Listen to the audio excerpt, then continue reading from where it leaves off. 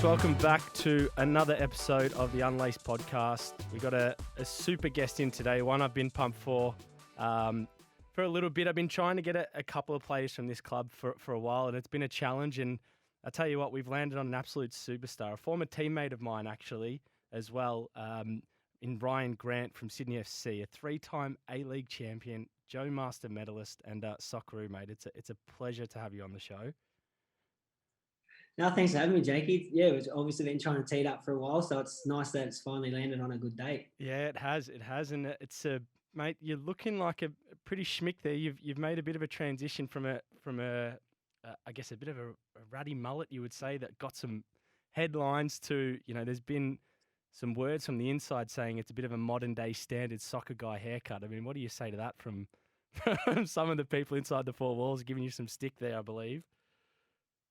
Yeah, as soon as I got it, obviously I've had the mullet for a while, and it's not your conventional haircut, and I was trying to steer away from the football sort of haircuts, and as soon as I got it cut, the boys had quickly reminded me that we like to call it soccer hot. Soccer hot, that was the word. That was the word I was instructed to use. Yeah, that's definitely, I know definitely where that's coming from. Yeah.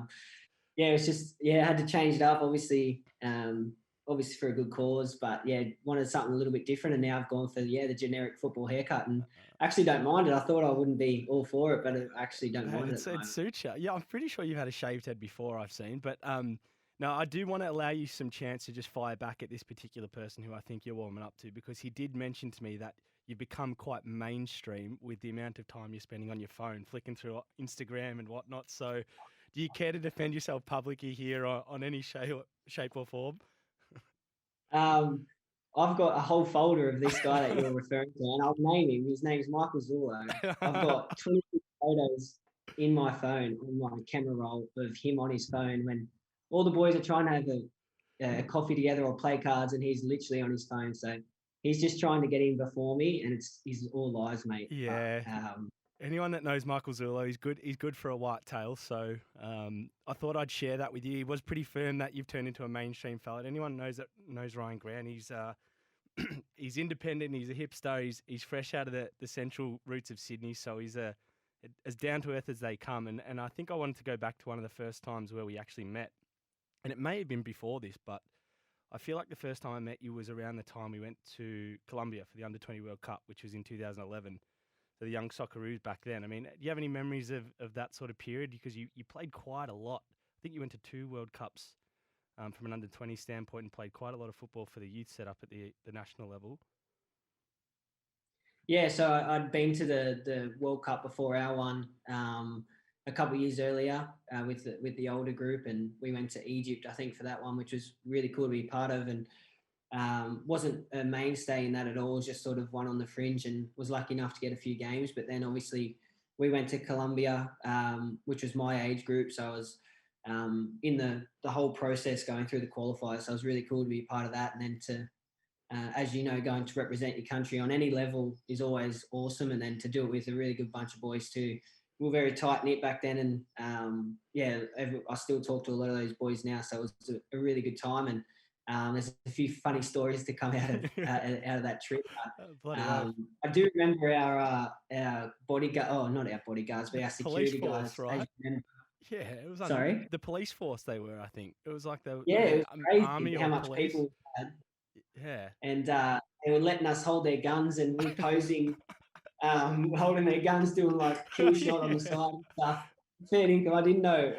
That's definitely not allowed. Yeah, ridiculous. And we recommend, but they were all for it, and all the boys were loving getting photos. I've still got the photo somewhere on my phone, but I try and keep it. It was good fun. I've still got the Columbia Policia hat somewhere in my it's a vintage hat, it's grouse, but yeah, it was weird. I remember we'd have a day off and we're like, oh, we got to get out of the hotel, let's go to the supermarket. Next thing you know, there's about 5 coppers or army lieutenants walking us down like we were, this entourage, which was pretty unique, but it was a pretty cool time. I mean, I remember going there just like, and this is one of the things I guess we were privileged were at a young age playing for the national team, was traveling to so many different countries and experiencing so many cultures quite young, which is pretty unique, as well as getting to play football was pretty cool. But I think more so for you, one thing that has standed out to me over this period of time since knowing you, and obviously since you established yourself at Sydney FC back, I think it was almost like 12 years ago now, quite a while ago. But you're still a Sydney sider, still playing for the Sky Blue. One of the only players that's played over 200 games in the A League and still at the one club. I mean, how's it been for you? I guess currently more so this season. Dominating for so long. I think you guys are sitting sixth now, which is a little bit, or fifth, a little bit more of a foreign position for you in the last few years. How's the season been so far? Yeah, it's a weird one because, like you said, we've been so successful the last 4 or 5 years, and it's pretty foreign for us as a club and a team to be a bit further down the ladder. But we're still, I think, it's really easy to sort of get hung up on it, and people demand so much of us. But I think someone once told me that the form or the way where you're sitting is only a matter of inches between being good and bad. And what I mean by that is if some of our shots that hit the post go in, or something gets deflected and misses a goal that we conceded, it changes everything. And people don't remember how well you play or how bad you play, I should say, if you come away with the 3 points at the end of the game and obviously finish at the top of the table. But I think it's just those little margins that make a big difference. And this year, it might not be going our way. I know that's very cliche and easy to say, and it might be a way out, but things just mightn't be going our way as they have in the previous years. And I know firsthand that we rode our luck for all those 4 or 5 years of being successful. We rode our luck at times, and people don't really remember that because we were so successful. But there was a couple of periods there where we got quite lucky and sort of got through it. And like I said, people forget that. But at the moment, I think just little things might be going our way. I think we're starting to find our feet a little bit more now, further into the season, and trying to build on that. But I think come the end of the season, we'll be up there or thereabouts. And once we're in that finals, as you know, anything can happen. So, we're looking forward to that. But it's a different challenge for us here at Sydney, and something we're looking forward to. It's a weird one because it's like I think that we're just mentioning off air that the last game you played was a dominant win against Melbourne Victory in Melbourne, and you've got to back up a game pretty soon as it is. But you almost feel like with the dominance you guys have had in the past and keeping quite a lot of continuity in your squad as well, like building into the finals. I wouldn't want to be playing Sydney FC no matter where you finish in that finals lot, because of obviously the experience you guys have, that you could probably, know how to win those games. So there's probably confidence for you guys as well that, if we're in and around it, we're going to be in a good position to go all the way again, because we've got the same group of players that know how to win as well. Yeah, bang on. I think even last year after the COVID break, we came back and I think we lost 3 or 4 games, and everyone was like, oh, what's happened?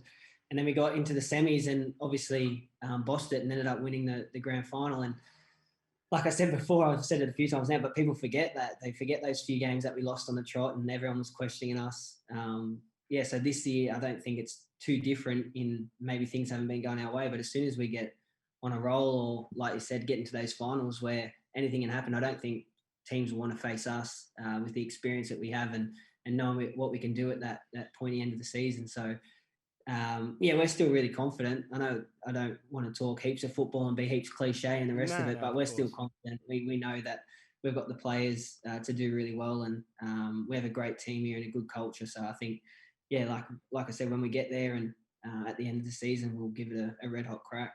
Yeah, no, it's an exciting time, I think, to be watching the A-League. Obviously, it's kind of flipped a little bit, the dominance of Sydney FC for so long. Now we've got Central Coast on top, which is a bit unknown for everyone. But Sydney are going to be coming, and watching the game against Melbourne Victory, you just feel like the form's starting to turn a little bit. But I do want to actually go back to your hairdo here because, in all honesty, it became iconic, this mullet that you wore. And I absolutely loved it. And I think I saw you say, like, look, you kind of had it in good faith, but like either people absolutely thought it was disgusting or people were all about it. And I do want to go through like the good cause that you did and ran, obviously to sort of raise some money for a foundation and I guess created a lot of publicity around it, which was great. But can you explain a little bit of the background around what happened there, and I guess the process of how you selected a foundation and I guess the donations that were made for it? Yeah, so I had the mullet for I think 3 years or something, and I knew I was wanted to be a bit of a change, something different, and I haven't got the best hairline as it is, and the mullet was starting to seep through a little bit with the longer hair, and I thought, I might have to get rid of this here soon and just embrace it. I turned 30, I was like, I might have to just embrace it here and deal with it. So firstly, I just wanted a haircut, and then obviously Bratsy, Luke Bratton, is a teammate and a good fella, a good mate of mine. He has had his experiences within his family with cancer and leukemia and that sort of stuff. So he did something previously the year before down the same line of doing the world's greatest shave. And yeah, when I thought I'm going to cut it, I better do something good because, like you said, it got a little bit iconic, especially in Australian football. Everyone sort of knew it, and like I said, if you either loved it or hated it. So people were happy to see it go, or people weren't so happy, but at least it created a little bit of exposure, I suppose. And to go to a good cause, I knew I had to choose something. And like I said, Bratsy having been touched by cancer and leukemia, I thought I might as well jump on that bandwagon and go and do the world's greatest shave also and see what I can do for that. And they were really good about it. They obviously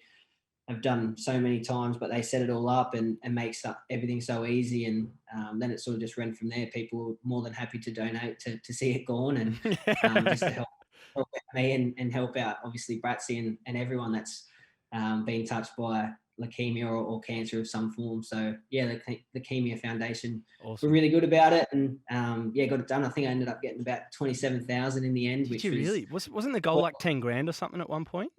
yeah.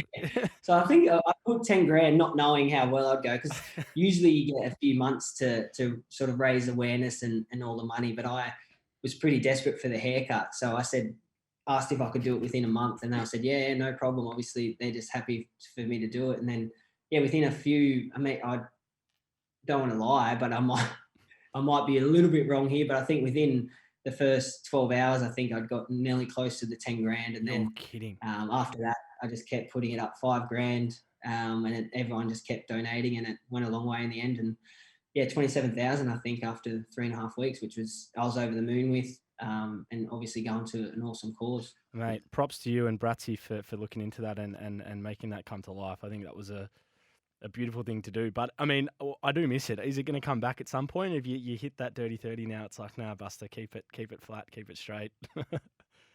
Yeah, I think I need to settle down. I've always had ordinary haircuts. You have.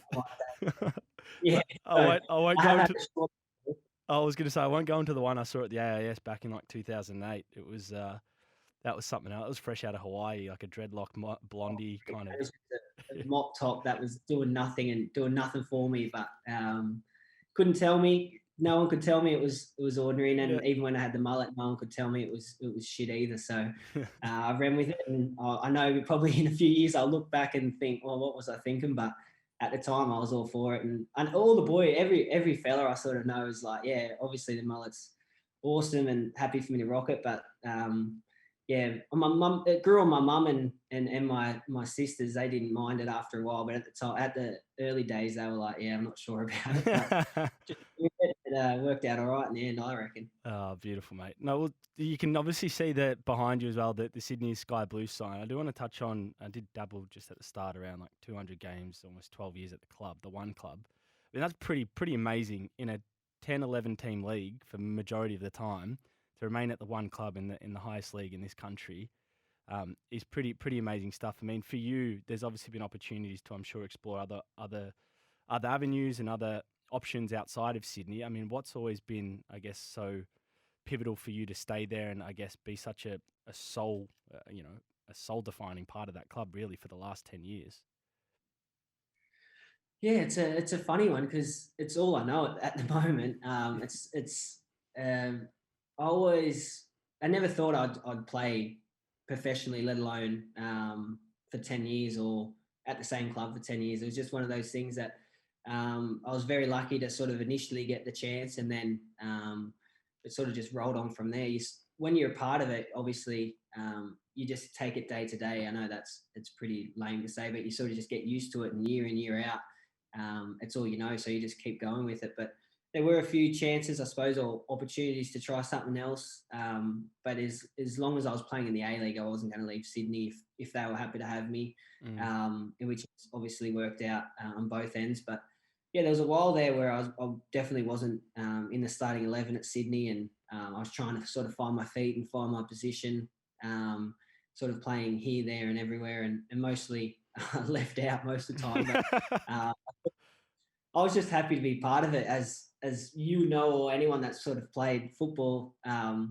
You, when you're not at your best, you just happy to be part of it. And it was such a big club. It still is obviously the biggest club, and it always has been. So just to be in around a big club made the world of difference to me. And then obviously, as I started to find my feet and play a little bit more regularly and start to do quite well and be successful, it sort of, I wasn't looking to go anywhere else. And Sydney obviously wanted to keep me at those times. So it was just one of those things that just, one thing just fell into the other, and bloody 13 years later, I'm still here. So yeah, it's just a weird one. I don't think I definitely wouldn't go anywhere else in the A League if something else popped up overseas or somewhere else. I'd definitely be more than interested to have a look and try something different, just purely to challenge myself or experience a different culture or something like that. But until that comes, I'm more than happy here and I love it here. So yeah, try to get rid of me. Yeah, loyal to the Sky Blue, mate. No, they won't be getting rid of you, and I could never see you in a Victory shirt. I almost don't even want to see it, to be honest. Now, I don't want to get this wrong because I know you're from Central New South Wales and from a town not too far from Orange. Is it Canowindra? Is that how you say it? It's said Canowindra, but it's Canowindra. There you go. I told you I didn't want to say that, right? So I've said it the way it's spelt. But so you grew up there for, born and raised in Canowindra. Is that so? Yeah, born and raised in Canowindra, which is a little central west town, probably about 40 minutes from Orange and 20 minutes from Cowra. I know that probably means nothing to you, but from Wales might recognise those names. It's about an hour from Bathurst. Everyone knows Bathurst because of Mount Panorama. Yeah, King of the Mountain. Lived there till I was about 12 and then moved to Bathurst. Old man got a new job in Bathurst, and we moved there as a family when I was about 11 or 12, I think. And then, from there I went to Sydney for N-Swiss and then Canberra for AIS. So, started in Canowindra, but 1,000 people. Geez, 1,000. Who would have thought they'd produce a Socceroo? I mean, that's impressive. Central areas of Australia, you wouldn't have thought. So did you start playing soccer out in Canowindra, or was it when you went to Bathurst? When did you start sort of getting tied to the round ball? I played when I was 4 or 5. I think I started, but Canowindra is a bit of a small place, so we had to travel to Cowra to play our sport. I played every sport really. I played a bit of hockey with my sisters, played soccer, played a bit of footy. But everything was in Cowra. That's where the competitions were held. So we'd do the 25-minute trip in the morning on a Saturday and then back obviously in the Arvo. But started when I was about 4 or 5, just playing with my sisters really. Right. So when we talk about you making the move to Sydney for N-Swiss, which for those at New South Wales Institute of Sport, did your family move? Did you just move? Like how did that sort of transition happen? No, just me. I think we were in Bathurst at that stage. I was 15 and obviously got asked to join N-Swiss, or the New South Wales Institute of Sport. We had JP Dimarini was the coach at the time. I obviously didn't know who he was. I didn't know anything about football when I was younger, to be honest. I was a bit of a league fan. But got asked to move to Sydney, and without really giving it a second thought, I just said, oh, of course. And my old man was like, yeah, of course. And then lucky enough, I have a few relos that live in Sydney. So we asked my uncle, which is my mum's brother, and my auntie to take me in, and they were more than happy. All their kids had grown up, so they were living by themselves in the inner west of Sydney. And I moved in with them, and sort of caught the train in and out of from inner west out to Blacktown. And I know this probably doesn't mean a lot to a lot of people not knowing Sydney, but probably an hour trip. Man, that's massive, yeah. In the morning, the Arvos. So I was very lucky that I had relos that were more than happy to take me in, and they looked after me and did everything for me. So I was quite blessed. God, that's grouse. Western Sydney's almost like its own city in some regards. I mean, it's that big and that far from the actual CBD, so it's quite a hike. Are you still into your league now? You still watching league? Big league fan, mate. Who do you follow? I follow the Panthers, which sucks. Oh, yes. Yeah, I'm a Storm boy, as you can imagine, being from Melbourne. So you did romp us the other week. But, mate, you guys look good. I feel like you guys are really, really, I mean, a young team, but, like, you guys look good. Yeah, the boys are doing really well. Obviously, you had an unreal season last year, but got pipped at the post by you fellas. But then, this year we've started like a house on fire. So hopefully another big year for the fellas. But yeah, really young team, which is freakish. Hopefully stick around for the future. Yeah, definitely, definitely. Now, my actual early experiences of as I mentioned earlier before, actually having played with you and met you probably officially when we went to the World Cup together in under 20s back in 2011. But actually, first time I ever saw you play was you were playing as a holding midfielder for the AIS. This is when the AIS back in the day. This was pre the A League Youth League, so there was no A League Youth League. So the AIS used to fly down to Melbourne and play in the Victorian Premier League as such as it was then. And I remember you had this surfy blonde hair, small, like very technically good. I actually remember seeing you score and I'm thinking, geez, he's a good player. But from there, you were only there for a little bit because I think it was when Jan came, you went there with a few other young boys like Bowlesy and Sam Galloway. Shout out those boys if they're tuning in. But then that's when your actual first move into Sydney FC wasn't sort of on a pro basis, was it? It's part of like the inaugural youth league setup. Yeah. So yeah, sorry to cut you off. Yeah, it was a strange one because obviously, yeah, at AS at the time we'd fly down and play in Melbourne in the VPL and then fly back. And as you know, I didn't know anything, like I said, about football, and going down there and seeing the diehard fans of those clubs just giving it to us. Ruthless, mate.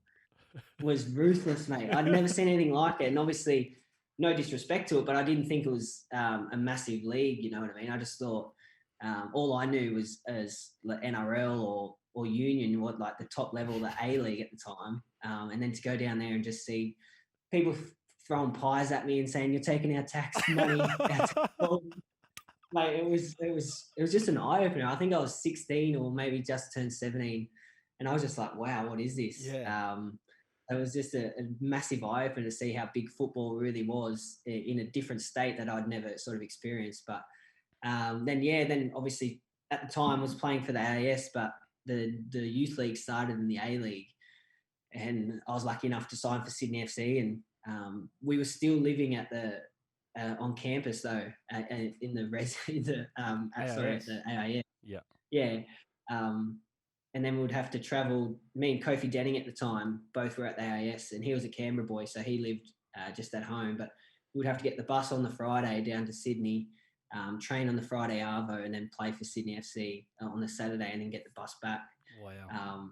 And then train with the AIS. So it was just a weird sort of phase where it was crossing over and whatnot. So it was, yeah, something a bit foreign, but it was really good. We had an awesome team that year in the NPL with the Sydney FC boys. We had some freakish players coming through at the time. So it was a good year, and we obviously ended up winning it that year. So did you guys win the first year? Was it you guys that won the first year?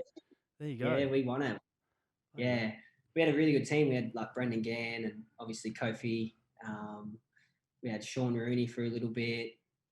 And then all these players started to get little deals here and there in different A-League clubs or at Sydney. So it's just one of those really good years with a really good flock of players. Yeah, I remember it being like a really exciting time because it was like you could only sort of get your hands on any A-League gear if you're on a senior team. And then all of a sudden the youth league started happening. Everyone started rocking Sydney FC, Victory kit around, playing in like the youth development, which is funny now because 10 years on, there's like academy teams and like underage teams for each club. But speaking of that, obviously successful season and some boys getting some opportunities, that's sort of how you, I guess, the back end of, I think it was the 2010 season. Was it 2009, 2010? You started playing like 4 or 5 games towards the end of the year, breaking in. Yeah. I think it was the 2008 season from memory. Was it 8? Yeah, because Sydney weren't doing great. We didn't make the finals, and I don't think we were a chance. I might be wrong with that, but we definitely didn't make the finals, but we mightn't have been a chance about 4 or 5 games out of the end of the season. So Cosy at the time, John Cosmina was the coach, and he started to blood a few young players. And I think we had Germs at the time, Matt German, myself, like I said, Ganny, Kofi, Anthony Golek. So these players are all still kicking around and had great careers. So yeah, it was just one of those good years where there was a lot of players coming through. But yeah, started playing, I think 5 or 6 games at the end of that season to sort of get my debut and get my foot in the door, I suppose. And then obviously signed my first professional contract off the back of that for the following 2 years. So yeah, got a bit lucky. I think most of my career, I think, has just been, I know a lot of people say you make your own luck and whatnot, but I've just been in the right place at the right time. A lot of the time, even for the AIS at N-Swiss, I was just super fit and pretty quick too. And back in the day, the AIS just to look at that sort of those sort of stats highly, and I Yeah. sort of ticked those boxes, and then sort of got the chance there. So a lot of it just comes down to a bit of right place, right time, and a bit of luck, and it's sort of how my career's worked out. No, I guess that's true. But anyone that's played with you knows you are an elite footballer by any means. I mean, and it's actually funny because when I played with you and watched you play, you've always been a midfield player, which is why I think technically you always hold your own, no problem. But when did the transition to right back, was that sort of to blood you into the A League? Is that where you sort of started playing those early games at Sydney FC? Yeah, so at the AAS, like you said, I was a midfielder and sort of rated myself as a midfielder. Knowing my attributes, probably wasn't a midfielder, but I was lucky enough to play there for a bit. And then as I came to Sydney FC in the youth team, like I said, we had a pretty stacked team at the time. So I didn't even get a look in. They sort of just shifted me out to right back. And I remember being pretty filthy about it just because as as footballers, when you're younger, you sort of the player that you don't is probably not the best or the most technical player. You sort of get shifted to either right or left back, and you sort of look down on it. But at that stage, it was sort of starting to become a position that was a little bit more important to the team. And I still didn't want to play out there, but I sort of got it, and I could tell what the coaches were trying to do and whatnot. And it sort of, like I said, suited my attributes. So sort of got shafted out there and didn't really enjoy it at the start, and then started to do quite well, I suppose, and understand the position a little bit more and sort of enjoy it. And then got my foot in the door, like I said, in the A League, made my debut as a fullback, and then the rest of that season, I think I played fullback except for the last game. I think I got a chance in midfield, and then after that, just bounced around every position, to be honest. But started off fullback. It's weird though, isn't it? Because you play, and this is, I think, a lot of young pro players experience this. Like their way to sort of get into the teams is you've got the ability, but to get you in, you kind of need to blood into a certain position. Or it's funny, you play a position your whole life, then you get to the highest level you're playing at, and it's like you're playing a brand new position straight away. It's like, what the fuck's going on here? Which It's would have been funny. I've never thought about it like that, to be Yeah, honest. it is weird, isn't it? Yeah. You go through all the phases, learning the one, not that you just learn to a certain position, but that's what you're used to, and then you get to the highest level, and they go, here, play out there. Figure that out. Deal with that. Figure that out. Deal with it. Yeah, play against the best left wing in the league, and figure out how to play right back. No, but I mean, look, good players can play in any position, but I just found that interesting because the second year you were at Sydney FC, which is probably your first full year as a pro, I think in the first few seasons you won a premiership, which would have been like an electric ride. And I remember you and Kofi, Brendan Gann, like being like central parts of that team as well, playing like the full season. It must have been a bit of a hell of a ride going from a boy in Canowja, catching the train in the N-Swiss environments and bouncing around Sydney to then all of a sudden like being an A-League champion, winning. I think it was at Telstra Dome back then, already had stadium now, wasn't it? Yeah. So my first year as pro, the following year, we had Vidislav Levica come in because he had got the sack in the off season. Obviously the year coming into that, and then Vicha came in. And then it was just one of those unreal years again. So my first year, and I was just sort of thinking, how easy is this? But I was quite lucky. I played a few games that year, and obviously playing with the likes of John Aloisi and Colosimo and Steve Corica at the time. Some big players, Clint Bolton, some really big players. And it was just sort of a good learning curve for me to sort of get used to it and be around the ultimate pros and see what it's like day in, day out. But that year we ended up getting to the final and winning it. But unfortunately I got injured just before the semis. I did my syndesmosis in my ankle, so I was out for a little bit, which sucked because I was coming on as a number 10 actually for Bimby. Just to chuck another one in there right now. Bimby was, at the time he was a little bit older, so he was only playing probably 70 minutes, and then he'd come off and I'd come on and just run like a headless chook for the last 20 or 25. And just running behind because that's all I knew. I didn't want ball to feet, mate. I'm not ball to feet sort of guy. So it ended up I got injured. Bimby actually got injured too, unfortunately. But we were both injured, and then a few more injuries. I think Johnny got injured too, Aloisi. So going to that final, we were massively down on troops. I remember, I just remember feeling like I would have been a massive part to play in this final if I was fit, because there was so many injuries. And we even had a guy make his debut. Joey Gibbs made his debut in that final. You're kidding. Come off the bench, to make his debut because we were that low on numbers. So it was just one of those weird years, and it sort of worked out for us. Obviously, Muskie hit the post in the penalty shootout, and we went on to win it. So just everything happened. It was just one of those years and one of those days that it was just all over the shop, but ended up getting the win, and that was my first year. Mate, first of many to come as well, because you have won a couple, and I do want to jump into, I guess, the more media part of your career, and I am going to get into, I guess, some of the adversity you've had to overcome, because anyone knows 12 years at the top playing at one club doesn't just come with a smooth path. It comes with its challenges, and obviously the dominant era now of Sydney FC I want to drive into. But we do have a quickfire 5, the Unlaced quickfire 5. This is the first of this segment, and we're going to trial it on you, Busta. So if it's shit, it's coming down on you, mate. not on me. But I have put the questions out to some of the listeners, the people who are subscribing in on the channels. Thank you so much. So we're going to run through 5 questions, pretty much in the heading. You've got 1 or 2 seconds to kind of instinctively to get the answer, and just come back to me with your response on what it may be. So nothing too outlandish, but we'll get going. So, hardest opponent you've ever played in the A-League, personnel, like player? I'm going to say a mixture of the time where it was Archie and Rojas on both flanks, and they were just swapping. Right, and Jazeera. Beautiful. Okay, this is the one question, but you're going to have 2 answers. Best coach and best player you have played with and for? It's tough. I'm going to say Arnie, just because he sort of put me into the right back role and sort of gave me that license to play that more attacking role. And the best player I've played with, that's tough. There's so many players, but it's got to be Del Piero, right? Yeah, fuck. He was, yeah. If I say who's the best player I ever played against, I just say him based off CV. Amazing. All right, yeah. Biggest influence on your career?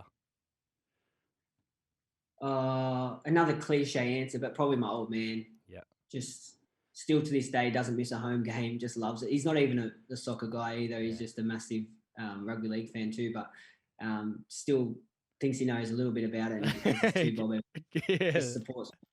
Mate, sometimes they're the best dads. They're not the sort of helicopter fathers that you see around sometimes. But all right, we'll keep going. Most important moment of your career? You can take this any way you want, on field, off field. What's been a bit of a defining period for you that's helped you to be who you are? I'm going to say being given the chance to be the starting fullback at Sydney. I think that's really pushed me the last 4 or 5 years, whatever I've been playing there. But that definitely set me on the right track. Yeah. Okay. Good call. Now this is going to be an interesting one because of where you're from. But if you weren't a footballer, what would you have been? Oh, mate. Who knows? I'm not sure. I'm going to say horticulturalist just because I'm a bit outdoorsy. Yeah. There you go. The full-time Derek. Yeah. There he is. It's through the mullet anyway. I definitely look like one. Yeah, beautiful, mate. We see a few of those off-season profs they're definitely outdoorsmen there for sure. All right. No, I appreciate you doing that. Look, that was a quick segment. We're going to keep them running, guys, for those going forward. So keep tuning in on that and keep shooting us in your questions. Anyone that knows Rhyan Grant, and particularly anyone that knows any form of professional sport, being a pro at the one club for as long as you have is not going to come with an easy path. And you have had some challenges. And when I say that, I just say from an injury standpoint, having some setbacks and hurdles that have been put in front of you that, are not easy injuries. They're not necessarily football injuries. They're almost like life injuries because they impact everything you do from a day-to-day perspective. And I'm speaking about the 2 ACLs that you've done, I guess, in the past 4 or 5 years or 5 or 6 years now. And I just wanted to get your perspective from an athlete, mindset and sort of physicality standpoint. Like, how did you process that? How did you get through that period of your career? Yeah, it was the first one. My first knee injury where I ruptured my ACL was a weird one because you sort of see players go through it, and everyone, when you say ACL or knee injury, everyone just thinks the worst. Will you come back from it? How difficult is it? Blah, blah, blah.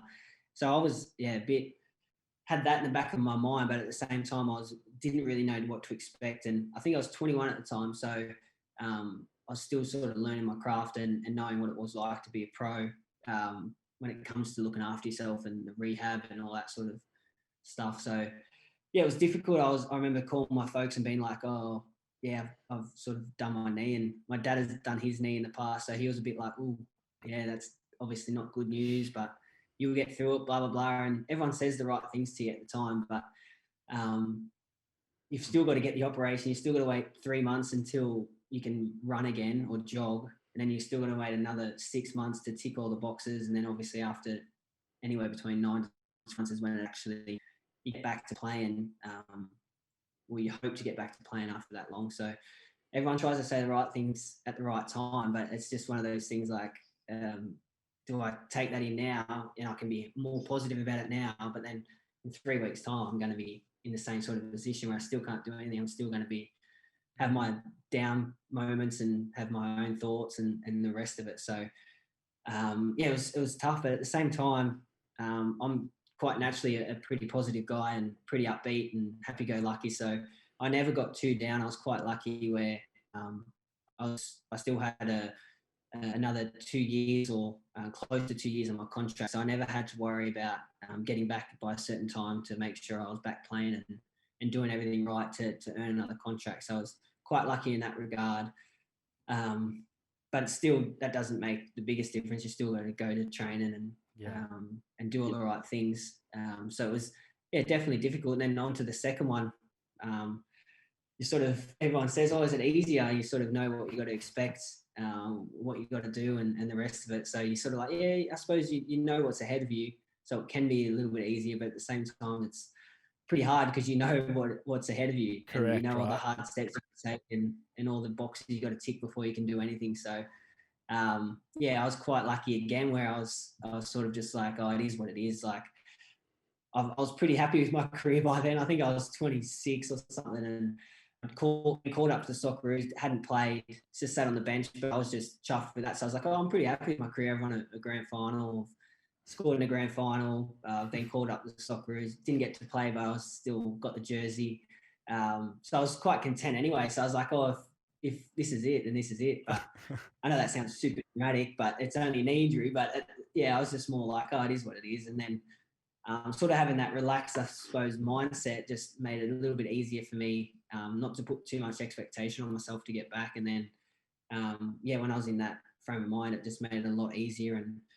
And the second time around was a lot smoother. Everything went a lot better in terms of my rehab and no mishaps and no slip ups. So, yeah, the second time was just as easy as the first one for me mentally, but the physical side of it, I wasn't sure how it'd go, but then, yeah, sort of got super fit in that time. I had Andrew Clark at the time at Sydney FC, making sure I was doing everything right and got me super fit. And then I sort of came back into the team and felt as good as new. So that was a pretty quick overview of it all. And there was a lot more in between. Oh, but I can imagine. I think at the end of it, it was just more of my, just naturally pretty happy-go-lucky and positive attitude. But you definitely see some, or you experience, I suppose, some times where you're a bit off it and you're a bit over it and the rest of it. But lucky enough for me and touch wood, I sort of got through it and had no real dramas. What was the gap between the first and the second? It was like 2 or 3 years. It was like I think it was 4 4 years, years, right? I think. It was a bit of a chunk. Yeah. Okay, yeah, because you hit the nail on the head. It's like when people say, "Oh, you've done it before," and ACLs, like I haven't done an ACL, but having obviously been around players that have done them, it's like it affects a lot of things for a long period of time, and it's like just getting out of bed, walking, like basic sort of living. So to go through that twice over a long period of time, I can imagine it's challenging. And what's kind of why I wanted to hone in a little bit on it with you is because it's funny when you look at when you did those things, you typically think players are when they have serious injuries, it tends to hold them back a bit, or when they come back, they're never the same. But if you look at your career, it's like you've really gone up 3 or 4 levels since the last one and what you've actually achieved from winning championships to actually, you mentioned getting called up for Socceroos, but actually like debuting and getting like being the sort of Socceroo first choice as a fullback is pretty amazing. I mean, did you kind of envision like that sort of trajectory of your career happening after the second one?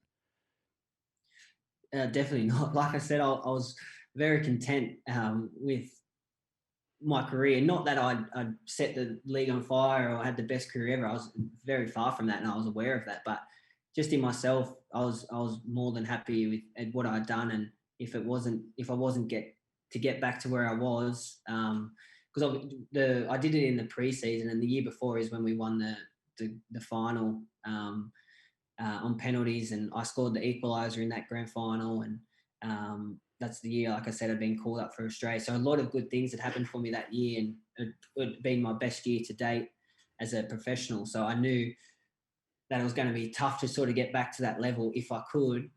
So that's why I was just content and happy to sort of see how I went, which made me a lot more relaxed. But then after that, I did not expect to get anywhere near back to where I was, or if better. But then, I think I was within, I think 4 months of being back from that injury is when I got called up for the Socceroos and debuted. So the turnaround and how quickly it happened, I did not expect it, or I didn't even expect to get into the Socceroos in my life. Or for the rest of my career, I was not expecting that. I'm not someone that thinks I should be there, and I still doubt myself whenever I'm in that squad. So it's not something that I sort of set out to happen. It sort of just worked out really well for me, and I got my chance, and then obviously debuted, and lucky enough to be able to play a handful of games since then. But it was something I definitely didn't see happening after the second knee. You're as humble as they come, Buster. I'm not buying it. You are a genuine superstar. I'm going to go into some of the reasons why. But just quickly on that, and this is more advice for anyone listening in who's experienced a tough injury or is yet to, but they're going to at some point. If you could give any advice to, I guess, Rhyan Grant, who'd done it the first time round, what would you tell him now with what you know, I guess, how to get through that period? I think just set little goals, whether you write them down or whether you have them in the back of your mind.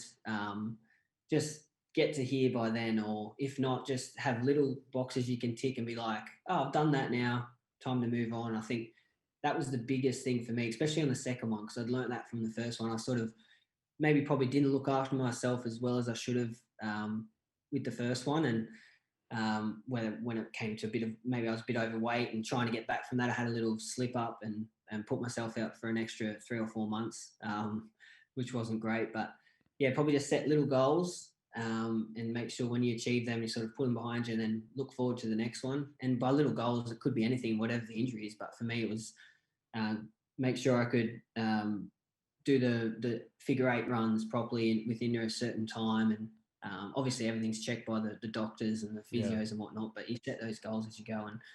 And they're so big, whether it's just straight line running, changing from straight line running to figure 8s, or to starting to step and whatnot. It's the biggest motivator, because you haven't done that for 3 months, right? And then you haven't done everything else. So the little things make the biggest difference. And then probably the second thing, which I learned the second time around, I actually spoke to Richie Garcia, and he's done his knee 4 times, I think.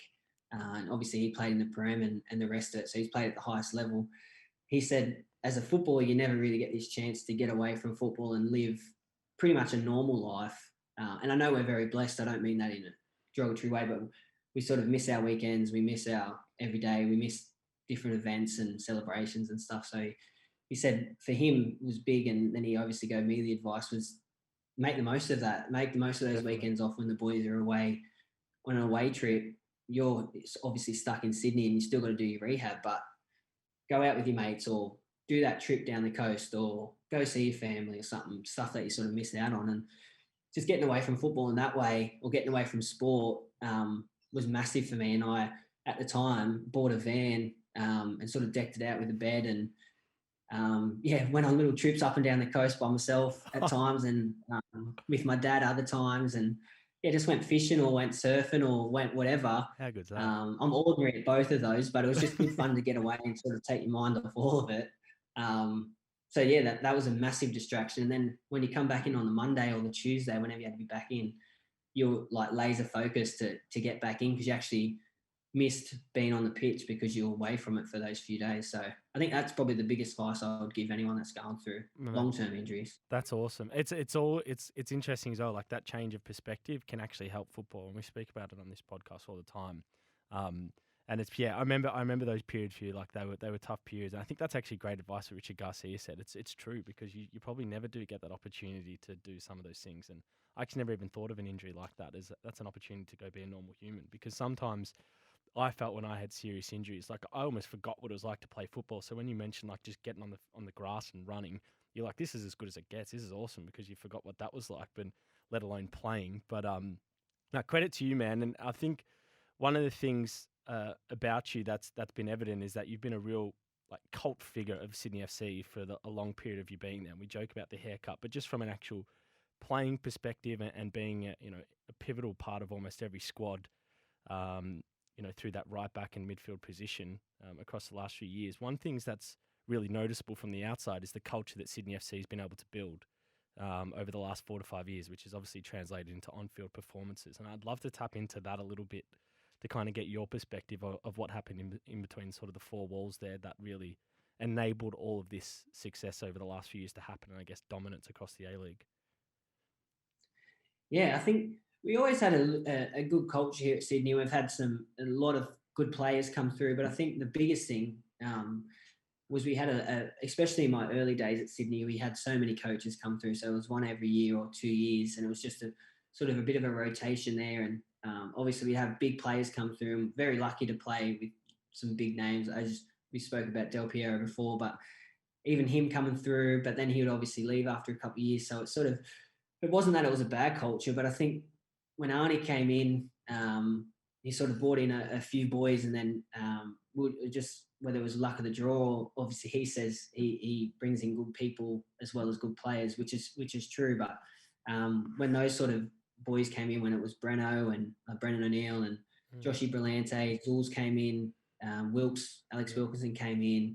We had so many good fellas, good professionals, and really good players, but really good fellas. So we just got along like gas and fire, and did everything together. Whether it was staying after training and just going to the local shopping centre here and getting coffee and playing cards, or on the weekends if we went for beers on a Sunday or something after a game.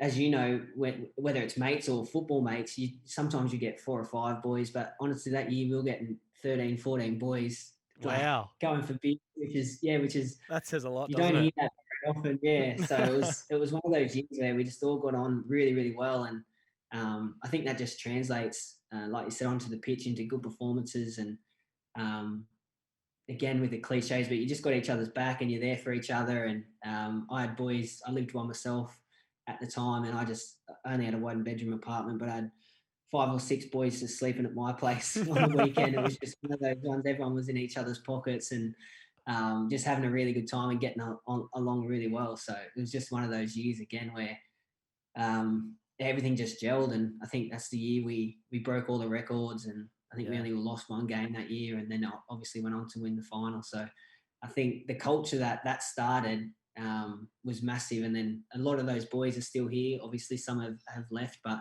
they're still a massive part of the team in the way that we still talk to them in group chats, or I still talk to the boys personally. Those guys have left, but majority of them are still here. So when you sort of stick together and know each other that well and live in each other's pocket, it's only going to build good things, and I think that's sort of what happened. So you mentioned like the culture that you built and having, I guess, a continuity of players within Sydney FC. One thing you guys have done well is like your imports as well. And I know we speak about Del Piero, like what a superstar he was, which must have been amazing to play on, and it'd be great to get you to tap on that period of Sydney FC. But also like Ninkovic is arguably one of the most successful imports the A-League's ever seen in regards to actually performing and winning. It has been like second to none. I mean, has that complemented that sort of stable, Australian group that's obviously equality and that mateship that's been there as well? Yeah, definitely. I think, Ninko sort of goes without saying what he's done for us, and what a legend he is here at Sydney and in the A-League. I think when he came in, we had another Serbian guy called Milos Dimitrovic, and they were sort of mates. And when he came in, he was like, well, he's good. And we're like, oh, is he? We're like to Milos Dimitrovic, you're good, man. And he's like, no, he's better than me. And we're like, oh, okay, here we go. And then, obviously, I think his first year, within a few games, he scored against the Wanderers, I think the winner, and celebrated with the fans. And then from then, it just hasn't stopped. He sort of just turned it on year in, year out. And as he's getting older, it feels like he's getting better. And we sort of talk around him. around the change room with the boys. Like, I'd love to see him when he was 25, 26, and what he was doing, because I think he's like 35 or 36 something now, and he's tearing it up. And it would just Incredible. been awesome to see him in his this might be his prime. I'm not sure, but if he was in his prime, maybe his late 20s or mid 20s, what he could have done, it would have been freakish to see firsthand. But yeah, he's a legend. He's such a humble fella too. He hardly says boo Yeah. around the change room, and doesn't whinge or doesn't moan. First one to do everything right, whether it's ice bath or gym, and picks up bags at the airport with all the young boys. He's just That says a honestly lot. just a top fella and a real humble fella. So he's been awesome. And then obviously we've got other players that have come through. When you mentioned imports, we've had Bobo come through. He's obviously back now, but at Yeah. the time when he came, he was banging them in. We've had Alfie last year. So we've always had a few players come in and been obviously really good players and killed in the A-League. But like we said, we had that core group that sort of stayed here and created that culture and really made sure that culture stayed. And then those fellas that come in just buy into it and are more than happy to joke around with us and be very much a part of it. So it's just, yeah, everything's just worked out really well, especially the last 4 or 5 years. Yeah. What's it like, speaking of playing with a player later on in his age and wondering what he was like in his prime, what was it like with Del Piero for that period? Because I remember just playing against him. Like, honestly, like one of the only players I've played against where I was looking at him more than I was looking at the ball, just because I was like, it's him. You know what I mean? What was that like for you, playing with him and training with him every day? Yeah, it was. It's hard to explain, because it was just, you can't not be a fanboy. You're just like, wow, like. And again, I'm not a massive football fan. And when I was younger, like, football wasn't everything to me. So I didn't know all these players that the boys talk about. But one player I definitely knew was Del Piero. So when Del Piero came, I was like, he's huge, because if I know him, he's obviously massive in world football. And obviously he came here, and with so many stories when he came here, but he was just another really good fella. Like, I think when he came here, he had a book. He all gave us a signed book. He had a watch brand.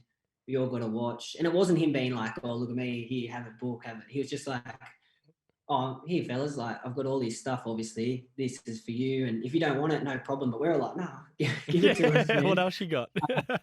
I was following him around like a bad smell to see what fell out of his pockets. But he was just a legend. And then obviously on the training paddock, what he could do, everything just looked like he was in slow mo. Yeah. I think he was 38 at the time. Yeah, he was. He was almost 40.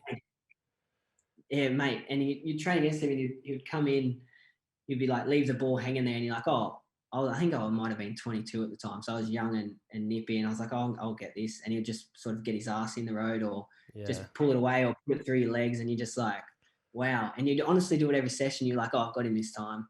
Yeah. And he'd just do it the exact same thing. You're like, far out, this is embarrassing. But yeah, he was a legend. Even like some of the stories, mate, like we had people come here to get married on the hill of our training field, because they would love Del Piero so much and they wanted him to be in his photo. So they got married on our hill, and he was literally there to pose with them. They had tattoos of him. We had all these people come through with massive tattoos on their back, on their bum. Mate, it was never. I haven't seen anything like it. I couldn't imagine what like Messi and Ronaldo go through, because the amount of people that came just to see Del Piero in Australia, and let alone Italy, was freakish. And then obviously we went to Italy for a pre-season too, and it was just another level. We had to, same as what we were saying about us in Colombia, we just had people escorting us everywhere, because the amount of people around it was frightening. It was another world, mate. It's crazy. I remember when we played, Adelaide played Sydney, where our biggest crowd for the year was when we played Del Piero, and the biggest sort of quartet of the crowd was people in Juventus tops. Like, it wasn't even a Sydney FC or Adelaide fan. It was just Del Piero fans. And I can imagine that would have been like you week to week, right? Like at home and also away, like just the jam-packed stadiums. And I think one thing I was interested, given your, I guess, continuity in the A-League and your career being sort of within the league for so long, a contentious subject is always, I guess, how we grow the game in the country and the ebbs and flows of the A-League with expansion, or whether there should be a promotion and relegation. I mean, you're one of the actual one guys that's been there for almost all of it. And I guess from your view, it'd be really good to understand, I guess, your views of the league at the moment. I guess you're not saying you're the chairman of the FFA that can make change, but I guess is there some things that you think that the league could benefit on? Some things that you think the leagues actually does really well that doesn't get enough sort of, limelight that maybe some of the scrutiny overweighs? That's a big question. A massive question. I don't, change like the I've said structure. a few Come on. times, I don't tap into football massively, but yeah, I think this year the standard of the league has definitely got a lot better. I think that's obvious, and everyone's talking about the entertainment factor this year has been a lot better than it has, especially in the last maybe Yeah. 3 or 4 years, which is awesome. I think the young players that are coming through, whether they're better than what we've had in the past, I'm not sure, or if they're just getting a chance and taking that, I think is a massive um, tick for the league. I think the likes of Mariners being back at top after finishing last, I think last year, is Crazy. also just draws a little bit more attention and gets people talking and watching. And if it just gets those 3 or 4 people that enjoy football but maybe don't watch the A-League back watching, and then they obviously talk and get more people watching, it's just going to benefit everyone. But yeah, I'm not sure. It's always a tough one when it comes to Australian football and what can be improved. We know that probably the level of professionalism across the whole league, when it comes to individual clubs, could probably get better, but obviously money's needed for that, and where that's generated from is another whole issue. So I'm just happy that the league is entertaining and everyone's back talking about it, especially in the football world. And it's just back to being goals, because I think that's definitely it. the last few years, there's been a lot of maybe nil or draws, 1-0, and it's sort of a little bit ugly to watch at times. I'm not saying it is definitely, but at times it could be. But this year you're seeing 4-3, you're seeing 4-0. It's just really good to see, and it's a lot more entertainment, which is what puts bums on seats and makes people watch the games on TV. So that's the biggest thing, and I'm just glad the young boys are getting a chance in the whole league, and maybe the Olympics has something to do with that. I don't know. People try and put their best foot forward to be selected for the under 23s. I'm not sure, but yeah, it definitely looks like the standards are a lot better this year, and which is great to see. Yeah, no, it's a great call, and it is. I mean, you hit the nail on the head there. The league's as exciting as it's been for a while. Watching and seeing the young players come in and make that impact is definitely aiding to that. I guess one of the we're speaking of young players, and every child's dream in this country is to play for their country, and it's something you've managed to do.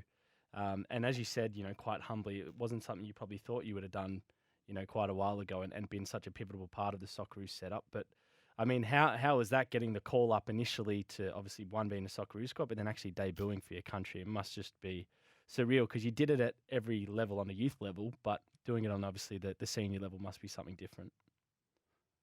Yeah, that was obviously the proudest moment. I know that everyone would probably say that, and rightfully so.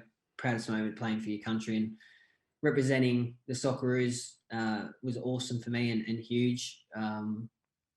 Yeah, like I mentioned before, I didn't expect to get back in or around the Australian squad, especially after my knee injury. So for it to happen pretty quickly, or relatively quickly after, was a surprise. So I did not expect that. I think when I got called up initially from Arnie, it was just to train with the team. They had a few friendlies, one in Brisbane and one in Sydney.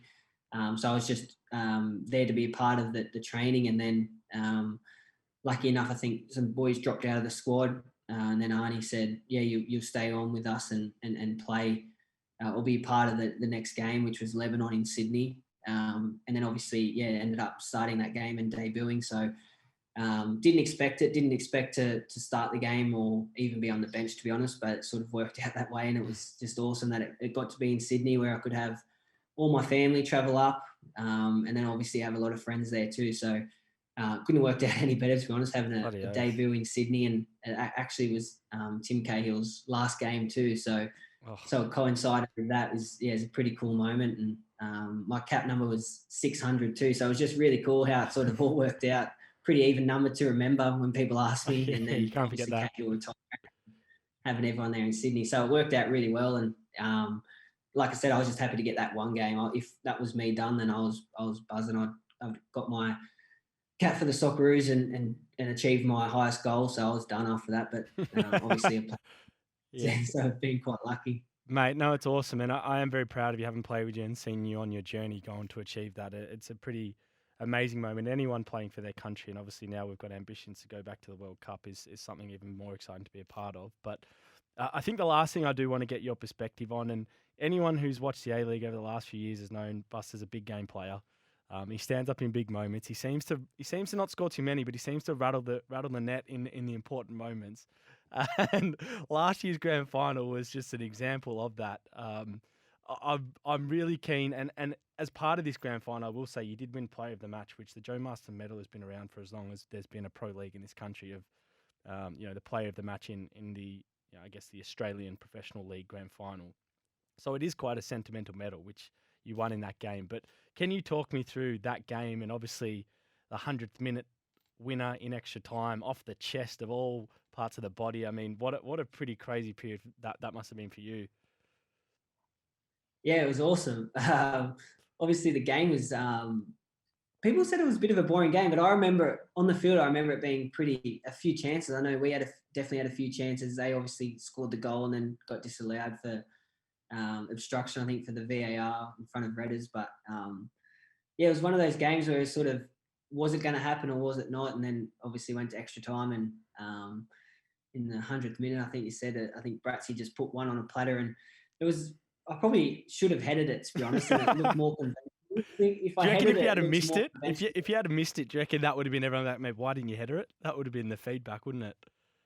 100%. People would have been like, "What are you doing?" And it was just more reaction, I think, and that's where I'm probably at my best is when I don't have time to think about it. If I have time to think about it, I'm up shit creek a bit, so I need to sort of just react, and that was just sort of what happened, and sort of dropped at a perfect height where I could just sort of just give it a little nudge with the chest or the shoulder, and ended up going in the back of the net. A few of the boys tried to steal it, I think, right on the line. I think Yeah. Alfie and tried to Standard. jump in and fuckers.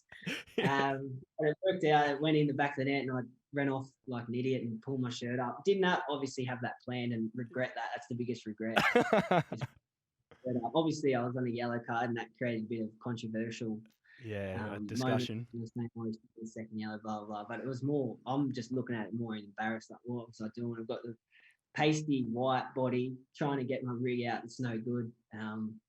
Just silly moment, but it obviously went back in the net and got to celebrate and jump around like a dickhead for a few minutes. But yeah, it sort of just worked out really well. I don't know why it worked out for me, but yeah, a bit of luck on my side in the right place at the right time again. And Bratsy sort of put it on a platter and in the back of the net. Mate, it was one of the most amazing moments I've seen on a soccer field. A chested goal in general, then to let alone in 100th minute to win a grand final, something else. But only you could do something like that. But Rhyan Grant, it's been a pleasure, mate. 3-time A-League champion, as we said, a Joe Marston Medalist, a Socceroo. All probably three things you didn't think you'd have 10 years ago being a boy from Canowja, but definitely have earned and definitely got more and more to come. So, mate, I love what you're doing. I love seeing you be you. You're one of the more authentic guys in the league of, keeping your personality off the field and on the field is the same as it is. So, mate, it's a pleasure to have you on the show, mate. I really do appreciate it. No problem at all, Jake. Thanks for having me, mate. It's been mad. No worries, Buster. Cheers, mate.